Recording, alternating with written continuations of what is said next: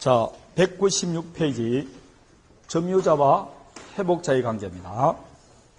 지금 방금 점유권은 다양한 분류를 할 수 있다는데 그 점유권을 가짐으로써 여러 가지 효력이 있는데 그 효력을 보는 건데 그 효력 중에서 점유자와 회복자의 관계라는 게 있습니다. 이거는 점유할 정당한 권한이 없는 자가 진사한 권리자에게 목적물을 반환할 때 점유하는 동안에 발생된 이해관계를 조절하는 겁니다. 그런데 을이 지금 자기가 갖고 있는 상가를 병에게 매매를 합니다. 그래서 상가를 매수한 병이 인도받아서 점유하고 있습니다. 물론 뭐 등기했냐 아니냐는 관계없습니다. 그런데 이 상가 월세가 한 달에 150만 원 나옵니다. 그리고 원래 2층이었는데 1층을 주차장을 위해서 피로티 구조로 만들어버렸어요. 그래서 1층 일부를 멸실시켰습니다. 그리고 대대적인 수리를 했어요. 그래서 수리비가 5천만 원 들어갔습니다. 이렇게 2년이 지났는데 2년 지난 다음에 갑자기 갑이 나타났습니다. 갑이 하는 말이 이 상가는 내 것이라는 겁니다. 내 것인데 을이 내 부동산을 등기서를 위조했다는 거죠. 위조해서 가져갔으니까 내 것이라고 하는 겁니다. 보니까 위조된 사실이 드러났습니다. 그럼 소유자는 누구냐? 갑입니다. 그럼 이 을은 병원 소유권치도 못합니다. 무효등기를 믿더라도 보호받지 못합니다. 그럼 상가는 누구한테 돌려줘야 되느냐? 갑에게 반환을 해줘야 됩니다. 지금 상가를 점유하고 있는 병은 진짜한 권리자에게 점유물을 반환해줘야 된다. 원 권리자에게 회복을 시켜줘야 됩니다. 그럼 2년 동안 받았던 월세도 돌려줘야 되느냐? 이 문제가 생깁니다. 다음에 지금 1층을 멸실했는데 멸실된 데에 대해서 병은 어떻게 책임을 져야 되느냐? 다음에 수리비가 5천만 원 들어왔는데 이 5천만 원 받을 수 있느냐 없느냐? 이게 점유자와 회복자의 관계입니다.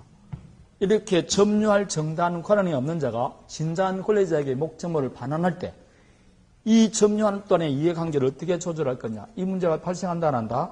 합니다. 그게 201조, 202조, 203조 나와 있는 점유자와 회복자의 관계입니다. 세 가지가 문제됩니다. 과실수취권이 있느냐 없느냐? 이 문제. 두 번째, 멸실훼손에 대해서 책임 어떻게 지느냐? 멸실훼손에 대한 책임. 마지막이 비용상환치훈권 이렇게 있습니다. 이게 이제 비용상환치훈권은 203조인데 203조라는 조문은 자주 나옵니다. 201, 202, 203조입니다.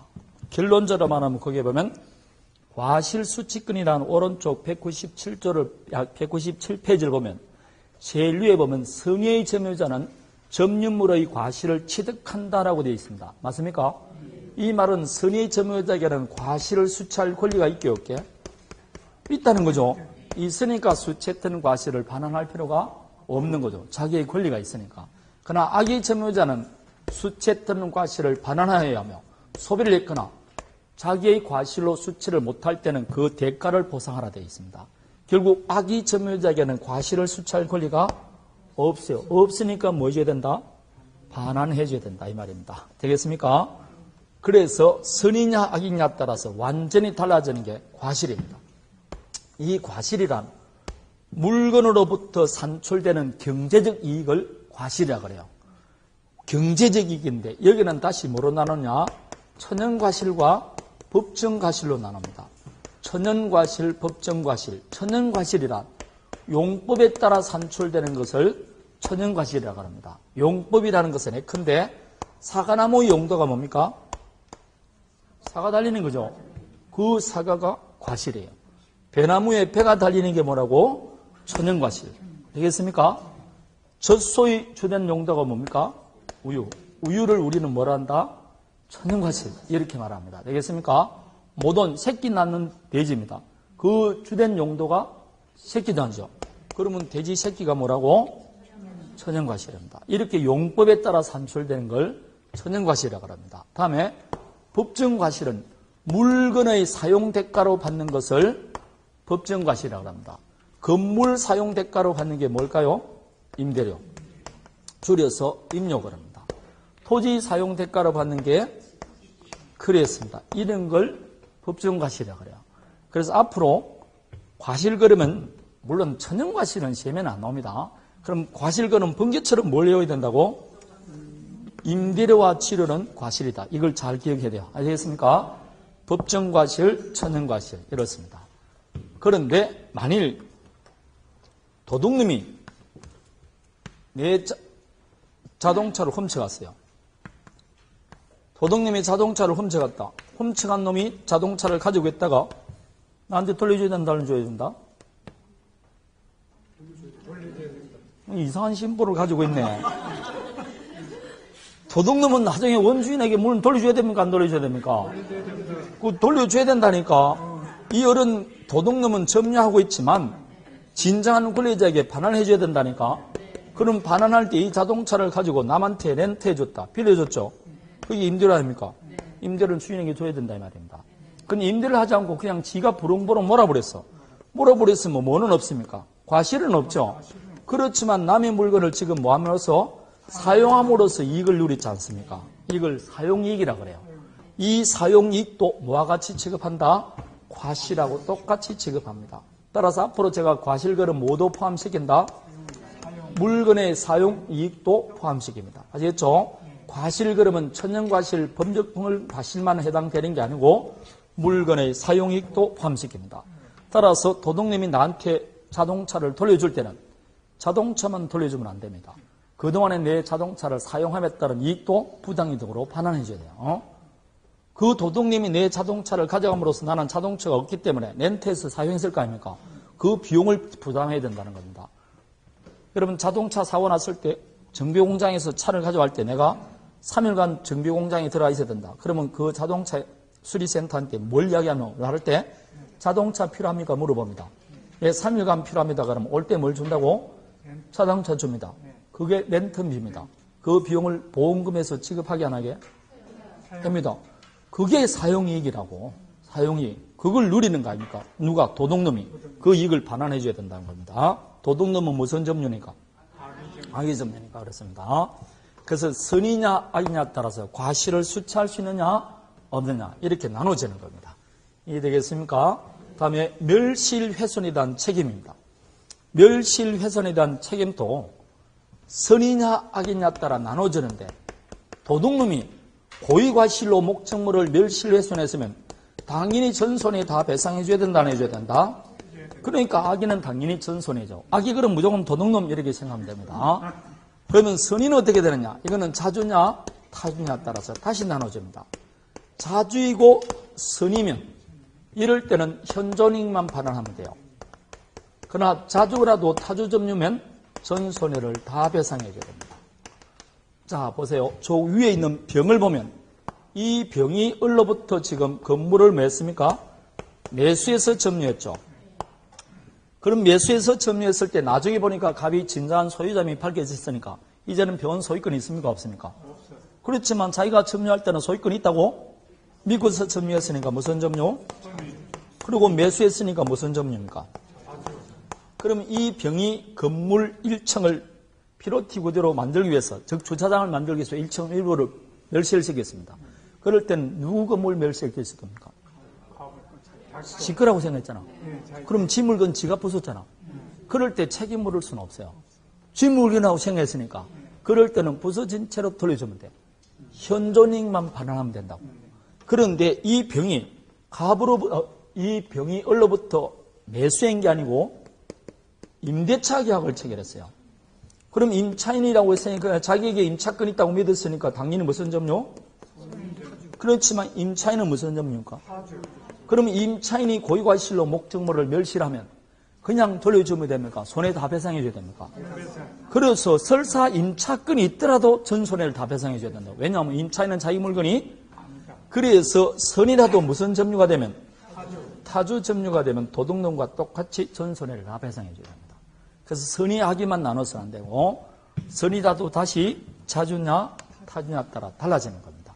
그래서 여러분 책에 보면 선이고 자주 점유자는 뭐라고? 현존이익 한돈에서. 그러나 소유여사가 없는 점유자는, 소유여사가 없다는 것은 결국 무슨 점유자? 타주죠. 그럴 때는 뭐 하더라도 선이라도 손에 전부를 다 배상하라 되어 있습니다. 다음에 비용사만청구권인데 결론을 말하면 뭘 불문하느냐? 선악 불문합니다. 악의의 점유자도 비용은 청구할 수 있다 이 말입니다. 비용이란 두 가지를 말합니다. 필요비와 유익비가 있어요.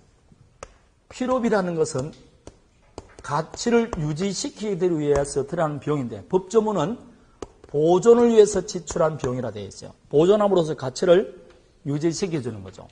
유익비라는 것은 가치를 증가시키는 데 들어가는 비용인데 법조문은 계량을 위해서 지출한 비용이라 되어 있어요. 고철견자, 양완양자입니다. 유익, 사용가치, 교환가치를 증가시키는 겁니다. 그러면 점유하는 사람이 점유하는 그 물건에 관해서 가치가 떨어지지 않도록 가치를 유지시킨다든지 아니면 있던 것보다 가치를 뭐라고? 증가시켜서 나한테 돌려줄 때는 이 비용은 내가 부담해야 된다는 해야 된다. 해야 됩니다. 안 하면 이거 지금 회복자가 불로소득하지 않습니까? 안 그래요? 그래서 공평의 원칙에서 인정되기 때문에 악의 점유자도 비용은 청구할 수 있습니다. 그래서 외울 때는 도둑놈도 뭐는 청구할 수 있다? 비용 청구할 수 있다. 이렇게 말하는 겁니다. 되겠습니까? 자, 그래서 선악 불문합니다. 우리 시험에 한 두세 번 출제가 됐어요. 다음 중 선의 악이 불문하고 인정되는 권리는 이렇게 잘 나옵니다. 비용, 상환, 청구권. 그렇습니다. 자, 그러면 필요비는 당연히 필요비는 청구할 수 있게 없게 있습니다. 문제는 단 붙어 있는데 여기 이제 그게 1번을 보면 두 번째 줄 보면 필요비는 통상 필요비와 뭐가 있다? 특별 필요비로 구분된다. 그런데 점유자가 과실을 수취한 경우는 통상 필요비는 받을 수 없다. 이런 말이 있습니다. 점유자가 뭘 수취했다? 과실을 수취했을 때는 뭐는 못 받는다는 겁니까? 통상 필요비는 청구할 수가 없습니다. 근데 이 병이 그 목적물을 인도받아서 남한테 빌려줬습니다. 그래서 뭘 챙겼다? 임대료, 과실을 챙겼죠. 그럴 때 나중에 병이 가백의 목적물을 반환할 때 이 건물에 내가 도배를 했기 때문에 도배 비용이 들었다. 달라 그러면 돼? 안 돼? 안 돼.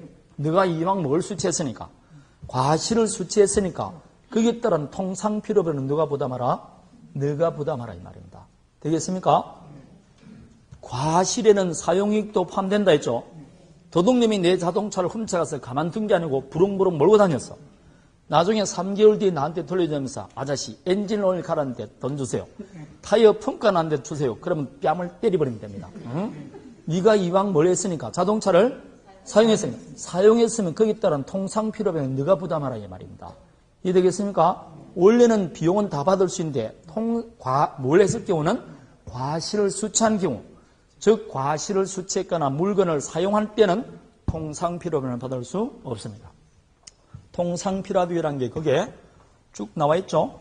타로 안에 보니까 보존비용, 수선비용, 공조, 공과금, 소득세, 정기세 이런 것들 아닙니까? 이런 것들은 만일 이 병이 이 건물을 사용했어요. 사용했을 때는 거기 나온 소득세, 정기세는 누가 부담해야 된다고? 점유자가 부담해야 되지. 지금 점유자와 회복자를 보잖아. 그것까지 달라 그러면 안 된다 이 말입니다. 너무나 타당한 이야기 아닙니까?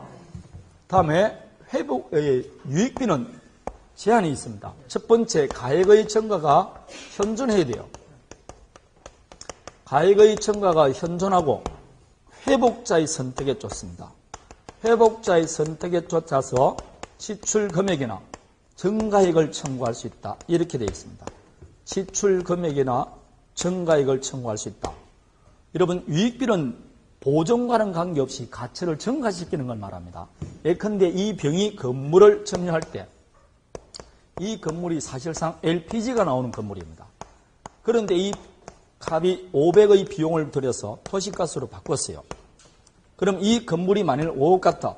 여러분 단독주택이 딱 있는데 중개업소에서 왼쪽에 있는 건물은 LPG 가스고 오른쪽에 있는 건물은 도시가스가 들어오는데 도시가스 들어오는 집이 1,500 정도 비쌉니다. 라고 말하면 여러분 LPG 들어온 집을 살까요? 도시가스 살까요? 그러면 도시가스가 들어간 집과 안 들어간 집 차이는 1,500 난다고 볼 수 있습니까? 없습니까? 보통 2,000에서 2,500 정도 차이 난다고 보면 됩니다. 그러면 이 500을 지출했음에도 불구하고 이 집 가치가 얼마로 증가했다고? 2,500로 증가했죠. 그걸 지금 회복자에게 주면 회복자는 5억짜리를 가졌다가 얼마를 가져온다고? 2,000을 이익 보잖아. 불로소득하면 돼, 안 돼? 주라 이 말입니다. 되겠습니까? 그럴 때 지출 금액과 증가액이 지금 다르지 않습니까? 그 중에 선택은 누가 한다고? 회복자가 선택해 줍니다. 점유자가 선택하는 게 아닙니다. 만약 점유자가 선택하면 황금으로 묻을 것 아닙니까? 그리고 10억 주세요. 그러면 죽는 거죠. 10억 못 주면 못 받지 않습니까? 그래서 회복자가 선택합니다. 근데 언제나 여러분 증가액이 크다는 뜻은 아니에요. 증가액이 적을 수도 있습니다. 예컨대 갑이 지금 아파트를 하나 분양받았습니다. 분양받을 때 5억에 분양받았다. 엄청 큰 겁니다. 분양받자마자 집에 들어가기 전에 리모델링 하는 사람이 있습니까? 없습니까? 조용한 거 보니까 그런 거 못 봤습니까? 한때 유행이었다니까. 지금도 마찬가지입니다. 다 유행이에요. 지금은 유행이 좀 바뀌는데 지금 대리석 가는 게 또 유행 아닙니까? 바닥을 새로 깐다니까. 옛날엔 바닥은 손을 안 대습니다. 이야, 사람이 하나입니다. 왜냐하면 다 같은 아파트는 구조가 같으니까 조금이라도 변형을 주려 하는 겁니다. 그게 사람의 심리예요. 그래서 공산주의는 안 됩니다. 왜 안 되느냐? 똑같은 걸 먹고 똑같은 거 하자. 좋을 것 같죠? 있을 수가 없습니다. 돼지고기 좋아하는 사람도 있고 싫어하는 사람도 있는데 오늘 모두 다 배급으로 돼지고기 먹어. 그럼 뭐라고? 죽는다니까. 그래서 안 되는 겁니다. 그러면 이 경우 이 몰랐는데 돈 작게 듭니까? 많이 듭니까? 이 사모님 홍홍 그러면서 합니다. 홍홍 그러고 했다 그러면 벌써 8천 이상 들어가요. 아무리 적게 하더라도 손 닦겠다 그러면 2천 이상은 날아갑니다. 문짝 하나도 여러분 80만 원짜리도 있지만 문짝 하나에 350만 원짜리 이런 것도 있습니다. 얼마나 비싼지 몰라요. 딱 들어가면 뭘 제일 먼저 고칩니까? 일단 양옆에 있는 신발장을 고쳐야 돼요. 왜냐하면 들어갈 때 벌써 틀려야 되니까. 신발장 발리. 근데 돈 없으면 뭐만 고치라고? 신발장만 고치면 됩니다. 아시겠죠? 그만 고치면 돼. 딱 두 번째 들어갔을 때는 뭘 고치면 된다? 자, 화장실 그렇습니다. 대부분. 근데 손님 와서 화장실 안 들어갈 손님은 괜찮은데 화장실 들어가면 고치는데 화장실은 고치는데 돈이 안 들어가면서도 많이 바뀝니다. 타일만 조금 바꾸면. 타일만 바꾸면 바뀌는 겁니다. 그리고 뭐 세면대 같은 거 있죠? 조금 바꾸면 돼. 그러면 나오겠죠? 보통 거실에 앉아 있습니까? 뭘 갖춰야 된다? 조명시설. 소파는 그런 거는 다 집집마다 틀려. 소파는 리모델링 하는 거 아니에요. 사는 거지. 우리나라 대부분 천장에 이렇게 전등 나 있지 않습니까? 이거 외국에는 이런 거 별로 없어요. 그러면 어떻겠냐? 전부 다 무슨 조명 받는다? 간접 조명 띄워주는 겁니다. 그러면 완전히 집이 달라져요. 간접 조명. 이거는 평소에는 튼다 안 튼다? 우리 집에 한 번도 내 있을 때 트는 거 못 봤어요. 지 친구 올 때만 틉니다. 희한합니다. 내가 다 알아. 왜 하는지 이유를 몰라. 그림 멋있는 거 걸려있어. 난 아직 은은한 조명이 본 적이 없어요. 켠다 그러면 뭐라고? 전기세도 한다고? 발로 확 끄부린다니까? 응? 나는 커피 먹을 때 한 번도 좋은 커피잔에 먹어본 적이 없어요. 그냥 이거나 저거나 똑같은 커피잔 뭐라고? 니리끼리 한 거 줍니다. 자기들끼리 먹을 때는 이상한 거 내가지고 뭐라고? 다 먹어요. 그 문제는. 내가 왜 사는지 모른다니까. 그러면서 뭐, 돈 한 번 또 싱크대 바꾸지 않습니까? 이거 바꾸면 5천 이상 넘어갑니다. 후닥닥 넘어간다니까. 그럼 지금 바뀌죠? 홍홍 그러고 8천 들어갔어. 그럼 안 하는 집보다 8천 더 맞습니까? 자기 취미에 취향이 맞는 것이지 아무 관계 없어요. 2천 정도? 많이 받다 3천 그렇습니다. 그럼 이거는 증가액이 적지 않습니까? 그런데 이 집이 20년이 지나버렸어. 그러면 곤친 집이나 안 곤친 집이나 뭐라고? 똑같아. 가액의 증가가 현존을 안 해요. 그럼 못 받습니다. 현재 그 가액의 증가가 뭐 할 때? 현존할 때 회복자의 선택에 쫓아서 받을 수 있는 겁니다. 그래서 여기에서 나온 거는 회복자, 이게 잘 나옵니다. 누가 선택한다고? 회복자의 선택에 쫓아서 지출 금액이나 증가액을 청구할 수 있다. 이렇게 말하는 겁니다. 이 필요비익비는 뭘 불문한다고? 선악을 불문합니다. 이게 점유자와 회복자의 관계입니다. 그래서 왜 선이냐 악이냐 자주냐 타주냐 나누는 이유가 있겠죠. 효력이 달라진다니까. 그래서 나누는 겁니다. 자, 요게 점유자와 회복자의 관계인데 거의 사령 문제가 나옵니다. 사령 문제. 원래 출제가 됐어요. 다음에 마지막 점유보호청구인데 여러분 점유권도 물권이니까 물권적 청구권이 있을까 없을까요? 자, 물어봅니다. 물권은 다 물권적 청구권이 있는데 물권적 청구권이 없는 물권도 있습니까 없습니까? 있어요. 뭡니까? 그렇습니다. 유치권에는 물권적 청구권이 없다고 그랬어요. 그럼 점유권도 물권적 청구권이겠죠? 그 점유권에 대한 물권적 청구권을 뭐라고 불리냐면 점유보호청구권 이렇게 말합니다. 되겠습니까? 점유권에 대한 물권적 청구권을 뭐라고 한다고? 점유보호청구권. 그럼 점유보호청구권은 종류가 몇 가지가 있게? 물권적 청구권은 종류가 몇 가지가 있다고? 세 가지. 반환청구, 방해제거, 방해방이 있지 않습니까? 그럼 여기도 몇 가지가 있게? 세 가지가 있겠죠. 총론에서 배운 간다니까. 그럼 반환청구는 뭐라 하냐? 점유물 반환청구 그러는데 우리가 강의하거나 교과서나든지 교수님 할 때는 점유물 반환청구 그러는데 법조문에 보면 점유의 회수되어 있어요. 204조 타이틀이 뭐라고 되어 있다고? 점유의 회수되어 있지 않습니까? 그걸 읽어보면 반환청구입니다. 되겠습니까? 다음에 두 번째는 뭐가 있대? 점유물 방해 제거가 있겠죠. 그 방해 제거를 법조문에는 뭐라고 되어 있다고? 점유의 보유. 아니 거기 밑에 보라고. 205조에 보니까 점유의 보유되어 있잖아요. 읽어보면 방해 제거라니까. 다음에 점유물 방해 예방청구겠죠. 예방청구인데 법조문에는 점유의 그렇습니다. 말만 달리 붙여줄 뿐입니다. 똑같은 말입니다. 그 중에서 99% 점유물 반환청구가 나오는데 점유물 반환청구는 어떨 때 할 수 있냐? 점유자는 점유의 뭘 당했을 때? 그게 204조 법조문을 제가 봅니다. 점유자가 점유의 침탈을 당한 때는 되어 있지 않습니까? 따라서 어떨 때 반환 청구할 수 있냐? 침탈당했을 때 반환 및 손해배상 청구할 수 있습니다. 그런데 침탈자가 이를 처분했다. 특별성계인은 선의의 특별성계인에게는 반환 청구할 수가 없습니다. 그리고 사망을 보니까 침탈당한 날로부터 몇 년 내?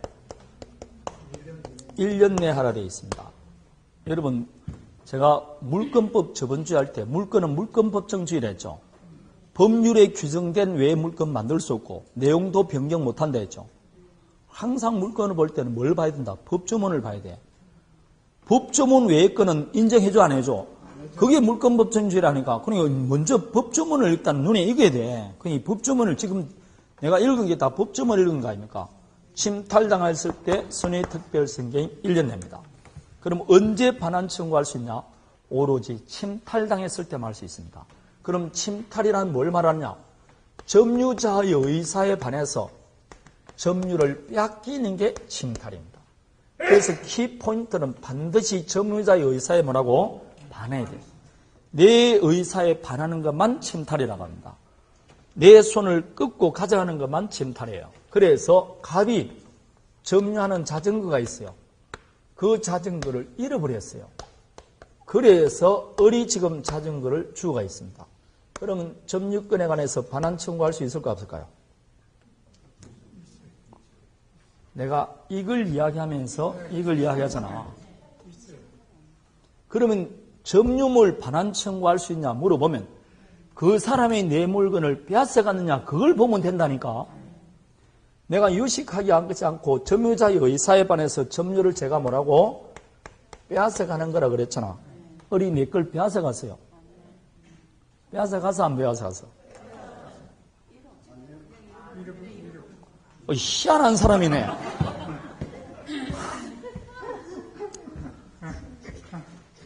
이 을은 갑을 본 적도 없어. 어느 날 가보니까 자전거 하나에서 주워왔다니까 무슨 빼앗아 왔어. 희한한 사람인데 물건 주우면 여러분 강도라 그러겠네 완전히. 잃어버린 물건을 지금 주웠다니까. 침탈이 아니에요. 그럼 침탈이면 점유물 반환 청구할 수 있습니까 없습니까? 없다 지금 그 이야기 하려고 하는 거 아닙니까? 지금 좀 생각해 보라니까. 이거는 유실물 습득이지 침탈이 아니에요. 내 손을 비틀고 가져가는 게 침탈이라니까. 내 의사에 반해서 빼앗기는 게 침탈이라고. 그럼 점유실물은 침탈이 아니죠. 아니니까 점유해서 청구 안 됩니다. 안 된다 이 말입니다. 이 문제 나왔을 때 우리 시험에 두 번 답으로 나온 게 이거예요. 갑의 건물을 을에게 사기를 당한 겁니다. 그래서 기망이에서 이렇게 나와요. 갑이 지금 점유하는 건물을 을에게 사기를 당해서 인도해 줬어요. 그럼 나중에 점유권에게서 반환 청구할 수 있냐? 이게 우리 두 번 답으로 나왔다고. 반환 청구할 수 있어 없어요?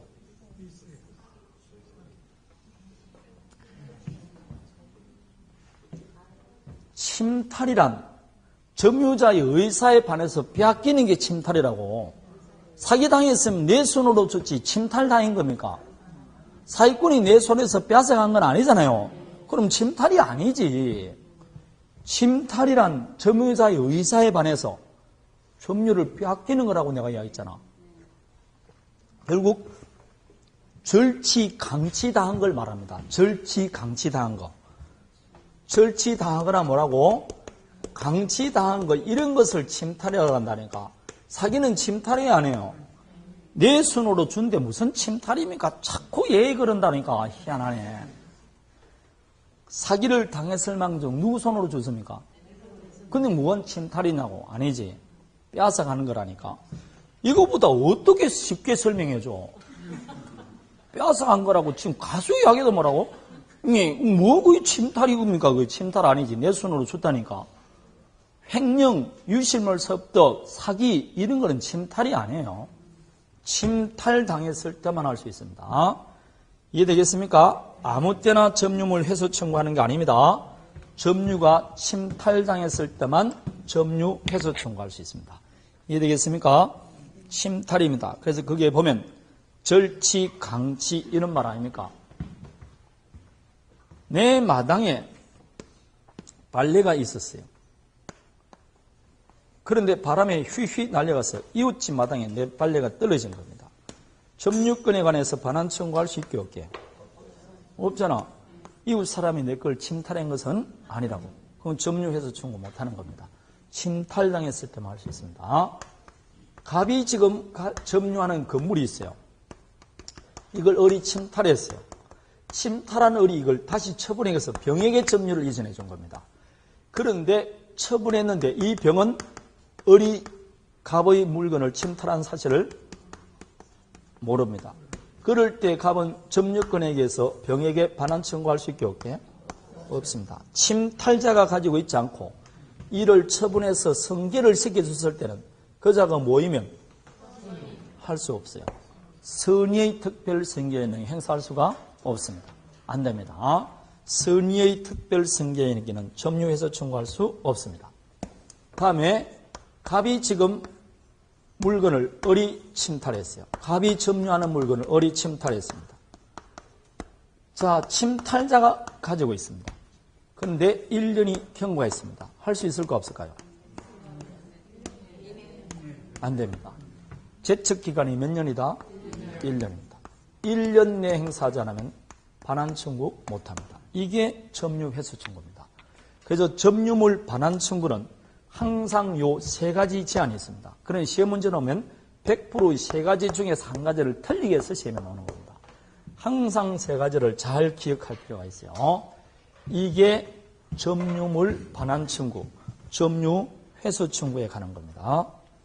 여기 이제 아까 우리 간접 점유자, 직접 점유자 하면서 제가 설명 생략한 게 여기서 나와요. 예컨대 이 말입니다. 갑이 지금 가지고 있는 건물을 을에게 빌려줬습니다. 빌려줬다는 것은 갑은 지금 간접 점유자고 을은 직접 점유자입니다. 그런데 직접 점유자의 건물을 병이 침탈한 겁니다. 그럼 침탈했으면 당연히 직접 점유자는 점유권에 관해서 반환 청구할 수 있습니까? 없습니까? 침탈당했으니까 반환 청구할 수 있습니다. 문제는 이 갑도 반환 청구할 수 있느냐 이 문제입니다. 할 수 있을까 없을까요? 내가 아무 말 없이 점유자가 그러면 간접 점유자 포함합니까? 안 합니까? 그럼 간접 점유자도 점유자니까 당연히 반환 청구할 수 있습니다. 그런데 요 기간 동안에는 임대차든 사용대차든 그 기간 동안에 누가 점유해야 됩니까? 을이 점유다. 갑은 을에게 점유를 이전해 줄 의무가 있어요. 임대인은 임차인에게 점유를 이전해 줘야 됩니다. 따라서 반환 청구는 하되 누구한테 반환할 것을 청구하느냐? 직접 점유자에게 반환할 것을 청구해야 됩니다. 자기에게 반환할 것을 청구할 수는 없어요. 단 직접 점유자가 반환받기 거부하거나 반환받을 수 없을 때는 자기에게 반환할 것을 청구할 수 있습니다. 그래서 처음부터 자기에게 반환할 것을 청구하면 안 되고 어떨 때 반환받을 수 없거나 반환받기 거부할 때 그럴 때는 자기에게 반환할 것을 청구할 수 있습니다. 따라서 간접 점유자도 반환 청구권이 있긴 없게 있습니다. 그런데 먼저 자기에게 반환할 것을 청구할 수는 없습니다. 이게 간접 점유자에 관한 겁니다. 195페이지를 살펴보세요. 195페이지 간접 점유 나오죠. 거기에 2번 효과가 나올 것이고 2번 효과 중에서 동그라미 2번을 보면 직접 점유자가 그 점유의 박탈을 당하거나 방해받는 경우 간접 점유자도 점유보호청구권이 있다. 되겠습니까? 즉 간접 점유자는 그 물건을 직접 점유자에게 반환할 것을 청구할 수 있고 직접 점유자가 반환받을 수 없거나 이를 원하지 않는 경우 자기에게 반환할 것을 청구할 수 있다. 그래서 간접 점유자도 점유보호청구권이 있습니다. 되겠습니까? 그럼 요즘은 다 간접 점유자 위주로 나옵니다. 시험이. 다 할 수 있다. 되겠습니까? 자, 여기까지입니다. 다시 뒤에 보면 198페이지를 펴보면 점유물 방해 제거 청구 있죠. 그래서 점유물 방해를 점유자가 점유의 방해를 받을 때는 방해 제거 및 손해배상 청구할 수 있는데 이때는 방해가 종료한 날로부터 몇 년 하려 되어 있습니까? 1년 내에 되어 있고 사망을 보니까 그 방해가 공사로 인한 방해일 경우에는 제한이 있습니다. 몇 년 내에 된다고? 공사 착수 1년 내에 하거나 1년이 경과되기 전이라도 공사가 완성되면 못합니다. 이럴 때는 손해배상만 청구해야 되지 방해 제거는 청구 못합니다. 왜 공사 착수 1년이 경과되더라도 너가 안 했느냐 이 말입니다. 그럴 때는 하지 말라고 하는 겁니다. 공사로 인한 방해는 몇 년 내에 된다고? 1년 내입니다. 착수 1년 내. 그리고 공사가 완성돼도 할 수가 없습니다. 그게 제한입니다. 제한. 다음에 오른쪽 점유물 방해 예방 청구도 방해받을 염려가 있을 때 하는 거죠. 현실적으로 방해받고 있습니까? 안 받고 있습니까? 안 받고 있지 않습니까? 그래서 방해 예방 청구는 예컨대 이 말입니다. 갑과 을 사이에 서로 이웃하는 사람입니다. 그런데 갑이 지금 예컨대 임차인으로서 건물을 빌렸어요. X 토지, Y 토지를 했을 때. 그래서 갑이 이 토지를 뭐하고 있다? 점유하고 있습니다. 그런데 을의 토지에 지금 돌담이 있는데 이게 30년이 된 겁니다. 굉장히 허술합니다. 폭설이 쏟아지면 분명히 무너질 것 같다. 무너지면 내 토지 사용을 방해받습니다. 따라서 방해받을 염려가 있으니까 뭐 해달라고? 방해를 예방해달라고 청구할 수 있는 겁니다. 아직 현실적으로 방해받지는 방해 예방 청구할 수 있습니까? 없습니까? 물건적 청구는 방해받을 염려가 있을 때도 할 수 있잖아요. 그런데 을이 하는 말이 보기보다 튼튼히 괜찮아요. 그럼 어떡할 거냐? 갑은 을에게 내가 분명히 방해 예방을 청구했음에도 불구하고 당신이 방해를 예방해줬다. 그럼 나중에 현실적으로 이 돌담에 물려져서 내 토지 사용을 방해받으면 내가 방해 예방해달라 했음에도 불구하고 안 했으니까 당신은 나에게 뭘 해줘야 된다고? 손해배상을 해줘야 된대. 이 손해배상을 확실히 한다는 담보를 제공해달라 할 수 있습니다. 결국은 뭐라고? 방해 예방을 해주든지 아니면 나중에 방해받았을 때 받을 시행되는 손해를 확실히 배상해주는 담보를 제공해주든지 둘 중에 하나를 해달라는 겁니다. 방해 예방을 청구하든지 또는 뭐라고? 손해배상 담보 청구할 수 있습니다. 여기서 키포인트는 둘 다 할 수 있습니까? 선택해서 할 수 있습니까? 또는이라고. 그래서 이게 사법시험도 한 몇 분 나오고 우리 시험도 몇 분 나왔어요. 또는 그래야지 밑이라 그러면 밑으로 떨어집니다. 또는 그래야 돼요. 밑이라 그러면 돼 안 돼? 아닙니다. 선택해서 행사할 수 있습니다. 해주든지 하든지 그런 겁니다. 그래서 거기에 동그라미 칠 것은 또는 밖에 없어요. 또는. 또는이 중요한 겁니다. 이해되겠습니까? 자, 그래서 방해 예방 또는 손해배상 담보 그렇습니다. 자, 요게 세 가지입니다. 세 가지. 그 중에서 중요한 거는 당연히 점유물 반환 신고입니다. 거의 사령 문제로 나온다고 보면 됩니다. 여기까지가 점유권에 관한 겁니다. 다음에 자력구제권은 지금 안 봐도 돼요. 이거는 나중에 한번 보시면 됩니다. 자, 여기까지가 점유권. 점유권은 크게 의의가 있었고, 두 번째, 크게 보면 점유의 모습에서 자조점유, 타조점유부터 여러 가지 기준이 있었습니다. 그 중에 잡타가 따로 독립돼서 나올 수 있는 경우도 있고, 세 번째가 의의를 빼버리면 그냥 결국은 점유의 모습, 두 번째가 방금 봤던 점유자와 회복자의 관계입니다. 그 다음에 마지막에 점유 보호청권. 그렇습니다. 크게 보면 세 파트가 있습니다. 그래서 한 개 내지 두 개가 출제됩니다. 이해되겠습니까? 자, 이제 정말 여러분이 좋아하는 권리, 소유권 나옵니다. 얼마나 좋아하는지 모릅니다. 소유권입니다. 그러면 소유권이 왜 좋은 권리냐? 소유권도 물권이니까 지배권이죠. 근데 지배하는데 그냥 지배하는 게 아니고 211조라는 조문을 보면 전면적으로 지배합니다. 뭐라고 규정되어 있냐면 소유자는 소유물을 사용, 수익, 처분할 수 있다 되어 있습니다. 따라서 물건을 점유해서 목적물을 말 수 있고 사용, 수익할 수도 있고 말 수 있다, 처분할 수 있습니다. 이 양쪽 모두 갖고 있는 권리가 소유권입니다. 이 실제로 물건 중에 다 갖고 있는 게 이게 소유권밖에 없다 이렇게 할 수도 있습니다. 그래서 물건을 사용, 수익한다, 전면적으로 지배한다는 거죠. 전면적 지배권이라는 말 자체가 사용가치와 교환가치 양쪽 모두를 누리고 있다 이 뜻입니다. 사용가치, 교환가치입니다. 사용가치란 내가 어떤 물건에 소유권이 있으면 그 물건을 뭐 할 수 있다는 겁니까? 사용, 수익할 수 있다. 이거 누리는 가치를 사용가치라 그래요. 그리고 이 물건에 대해서 내가 실정이 난다. 그럼 뭐 할 수 있다? 처분할 수 있어요. 처분함으로써 그걸 처분한다는 자체가 여러분 매매와 교환이란 말이 나왔을 때 매매와 교환 중에 어느 게 먼저 발생됐을까요? 매매는 반드시 대금을 지급하는 것만 매매라고 합니다. 그럼 매매라는 용어가 나오는 것은 돈이 발생되고 났을 때만 매매가 나왔어요. 그러면 신라시대 때, 고려시대 때 매매란 말을 하면 뻥입니다. 매매 자체가 없어요. 그럼 돈이 없으면 뭐 가지고 교환을 하는 겁니까? 그렇죠. 교환인 겁니다. 그래서 결국 소유권이 있다는 것은 내가 소유하는 물건에 사용 수익하다가 다른 물건으로 내가 사용 가치를 바꾸고 싶으면 그거와 뭐 할 수 있다? 교환칠 수 있다. 그래서 교환 가치라는 거예요. 처분함으로써 누리는 가치를 교환 가치라 그렇게 하는 게 그 이유가 그렇습니다.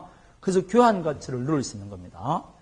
그러니까 돈이라는 게 개발되지 않으면 상업이 발전할 수가 있습니까? 없습니까? 없죠. 그래서 결국 뭐라고 동남아라든지 이런 데가 다 이렇게 그러니까 서구 열강 대열에서 우리가 건세에서 열려 있지 않습니까? 뭐가 발전이 안 됐다는 겁니까? 상업이 발전이 안 됐어요. 돈이라는 게 없는데 무슨 상업이 발전이 되겠습니까?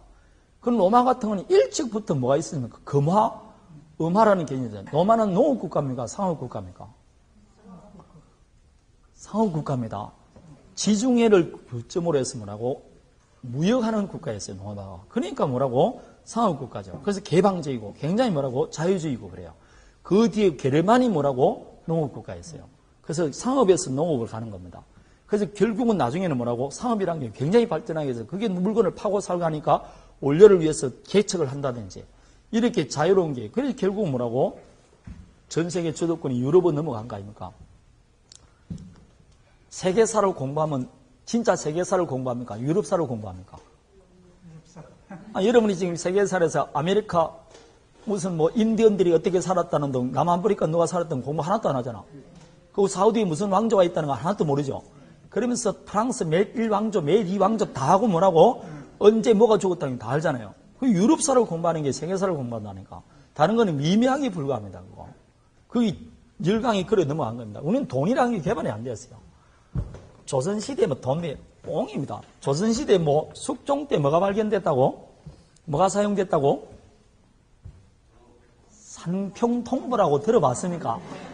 그 정도는 좀 알고 있어요. 숙종이 여자분이 많아요. 그러니까 돈이 많이 필요했어. 여자가 제일 좋아하는 게 뭐라고? 돈이니까. 그래서 숙종 때 상평통보 이렇게 외우면 돼. 그런데 상평통보가 유통이 됐냐고? 뻥입니다.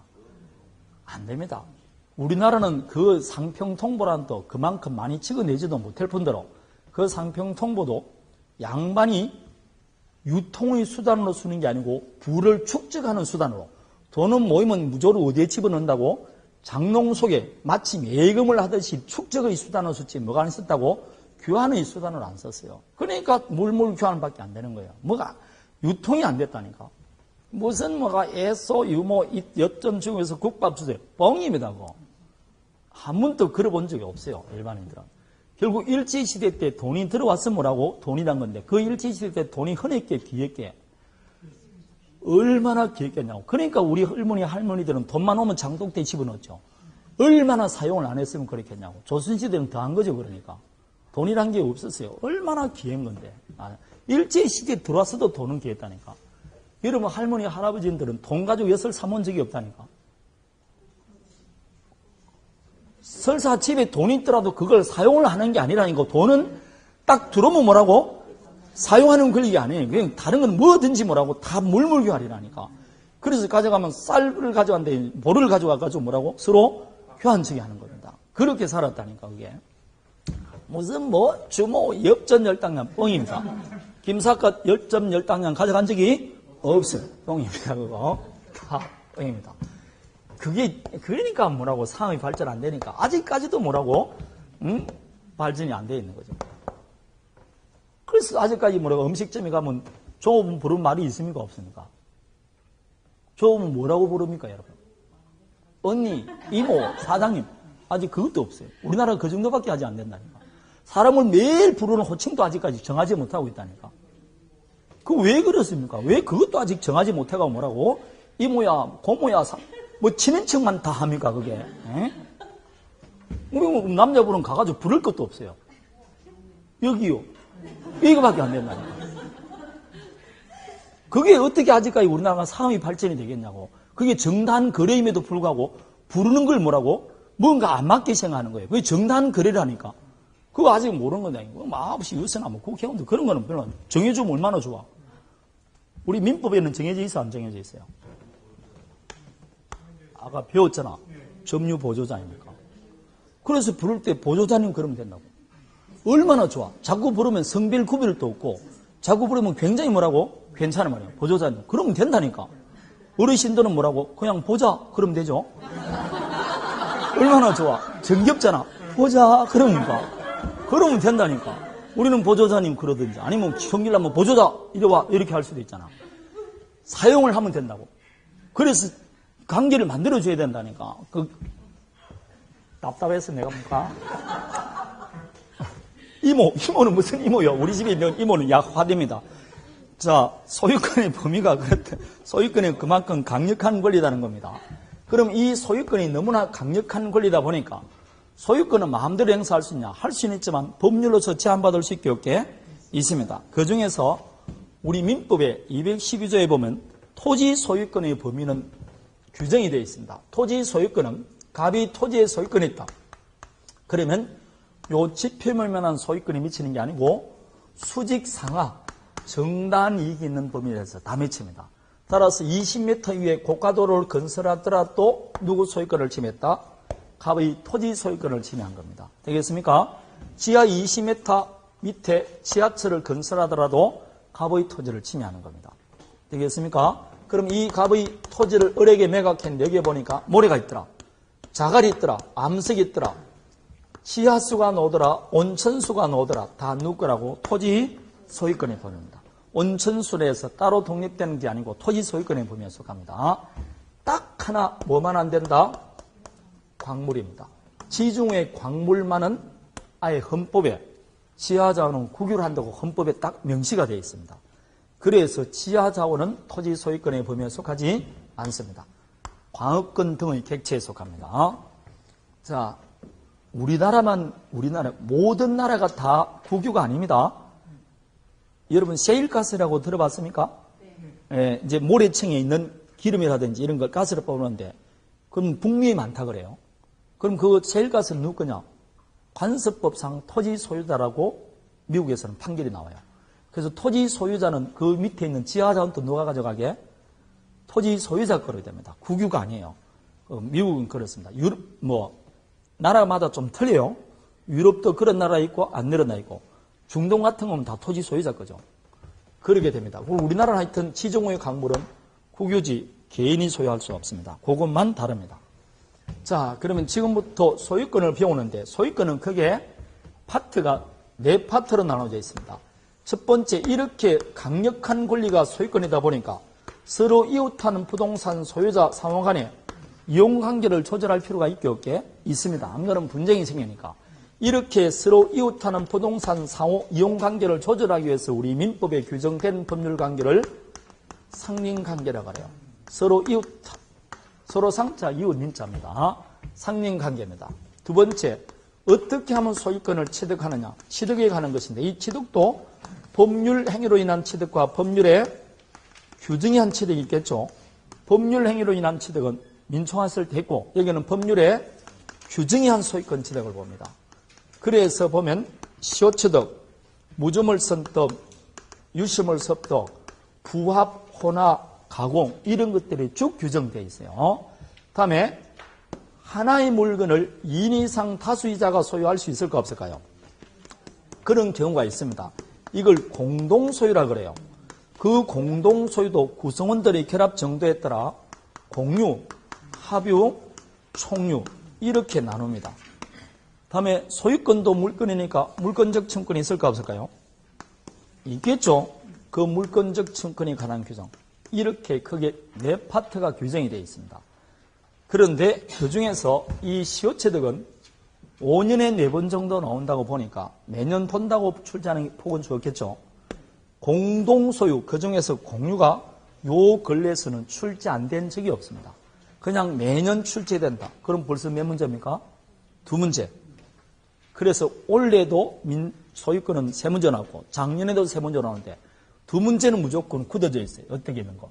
그리고 따로 한 문제가 뭐라고 출제됐어요. 대부분 3문제가 출제된다고 봅니다.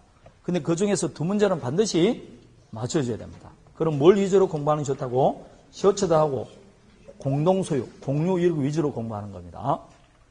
이해되겠습니까? 나머지 물권적 청구는 물권법 총론에 있는 물권적 청구가 서로 비교하면 되니까 문제 없습니다. 점유권과 비교하고 그러면 돼요. 자, 그러면 상린관계를 보는데 여러분 책에도 지금 상린관계 되어 있고 규정이 되어 있는데 이 상린관계는 제가 방금 말할 때 서로 이웃하는 부동산 소유자 상호 이용관계를 조절하기 위해서 우리 민법에 규정된 관계를 했는데 이게 이제 문제가 생기는 게 서로 이웃하는 부동산 소유자 이용관계를 조절하기 위해서 우리 민법에 규정되어 있지만 우리 민법이 언제부터 시행됐습니까? 60년부터 시행됐습니다. 그럼 60년도 시행됐다는 언제 때 만들었다는 겁니까? 50년대. 그러니까 1950년도 전쟁이 일어나고 53년 휴전되고 55년 돼서 겨우 뭐라고 법 만들기 시작했어요. 그러면 그때는 우리나라는 완전히 폐허입니다. 최대 빈국 마이너스 2번째 아닙니까? 우리가. 그러니까 그때는 우리나라는 공업사회다, 농업사회다. 그것도 완전한 무슨 농업이다? 수전농업. 논농사유지였습니다. 그 완전히 논농사유지야. 그러면 그때 당시를 만들었던 이 상린관계가 지금 발전된 2010년도 맞을게 안 맞게? 안 맞다니까. 안 맞습니다. 그러니까 이 상린관계는 엄청나게 법조문 맞지만 지금 잘 사용된다 안 된다? 안 됩니다. 사문화됐다 그래요. 이 말은 죽을 사자입니다. 문장이 뭐라고? 죽어졌다 이 말입니다. 그래서 사실상 사용되는 조문이 몇 개가 안 됩니다. 그래서 나중에 보면 기본서 보면 조문이 이렇게 많은데 요거만 외우세요. 그러고 나머지는 안 봐도 돼요. 되겠습니까? 어떤 책에는 아예 조문 생략도 되어 있습니다. 왜 생략했게? 안 나오니까. 안 나오니까 그러는 거죠. 여러분 지금 우리나라에는 형법이나 형사소송법에 사형제도가 있습니까? 없습니까? 지금 사형 선고가 내려지고 있습니까? 안 내려지고 있습니까? 내려지고 있잖아. 사형 선고 받잖아. 매년 사형 선고 받는다니까. 없기는 뭐가 없어. 사형 선고 받고 있어요. 그 사형을 집행을 합니까? 안 합니까? 집행을 안 할 뿐이 사형 선고가 계속 나오고 있다니까. 그럼 민사소송법에 사용할 때 어떻게 집행하라는 거 집행법도 쭉 나와 있어요. 사용한다 안 한다? 그 문장이 그럼 그 법조문이 뭐 됐다는 겁니까? 사문화된 거예요. 그게 사문화됐다는 거야. 법조문이 있지만 실제로 사용을 안 하고 있습니다. 그럼 우리나라는 지금 사형 법조문이 있고 사형 선고도 내리지만 다른 나라 봤을 때는 우리나라 지금 사형 폐지국이 아니게? 벌써 우리나라는 사형 폐지국으로 넘어갔다니까. 10년간은 집행을 안 하면 사형 폐지국이 되는 겁니다. 그럼 우리나라는 사형 폐지국이에요, 지금. 안 된다니까. 사형이 지금 뭐만 있지? 선고만 있지? 집행을 안 한다니까. 그게 묘미 아닙니까? 그래서 사형을 하자는 사람을 위해서도 불만이 없죠. 사형 뭐가 있으니까. 선고제도는 있으니까. 폐지하는 사람에도 적당하죠. 왜냐하면 선고해봤자 뭐는 안 하니까. 집행을 안 하니까. 그리고 적당히 타입하고 놔두는 겁니다. 그럼 괜찮은 거 아닙니까? 사형은 지금은 집행을 안 되니까 우리나라는 사형 폐지국이에요.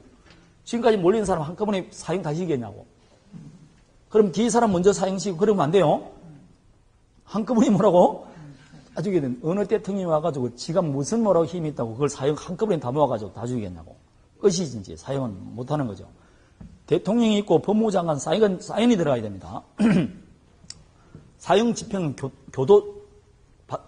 교도소 소장이 뭐라고? 집행관이 돼서 합니다. 교도소 소장이. 그 소장이 있고, 여기 뭐가?